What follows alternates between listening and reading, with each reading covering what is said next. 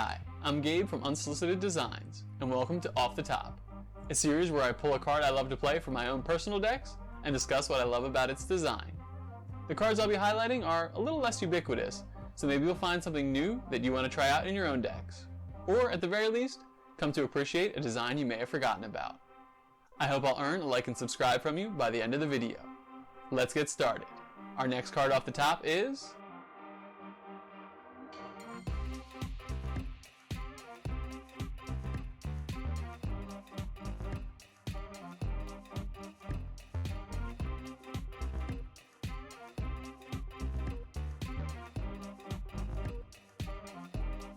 Heliod, the Radiant Dawn. For 2 white and 2 generic, you get a 4/4 legendary enchantment, God. When Heliod enters the battlefield, return target enchantment card that isn't a god from your graveyard to your hand.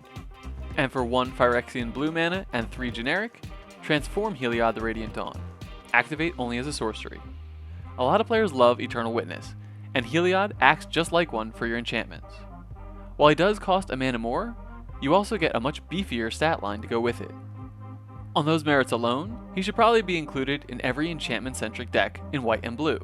But that's an easy conclusion to reach, isn't it?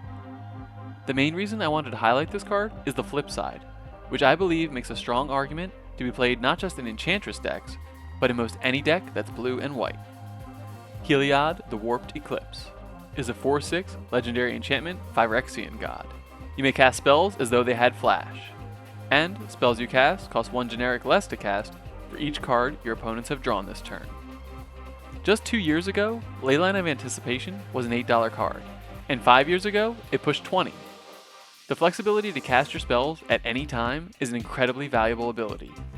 It means you can hold off on making important decisions until you have more information about what your opponents are up to. You can let them commit their creatures to an attack and drop a surprise blocker in their path. And it can effectively give your creatures haste, since you can cast them on the end step and then untap and start turning them sideways. And it makes any effect that is typically limited to sorcery speed an option, but even more effective since most players will be conditioned not to expect it. An aura to suddenly make your creature far more lethal, maybe even the one you returned from your graveyard when Heliod entered. A wrath effect to give you a major board and tempo advantage. Or a planeswalker suddenly appearing from the Blind Eternities. Actually, that one already has flash, but you get the idea. That's an astounding amount of options, and oh yeah, they all cost less. Reasonably speaking, all your spells will cost 1 generic less on an opponent's turn from them drawing a card during their draw step. That may not seem like much of a discount, but it will add up quickly over time, freeing you up to cast multiple spells or activate abilities.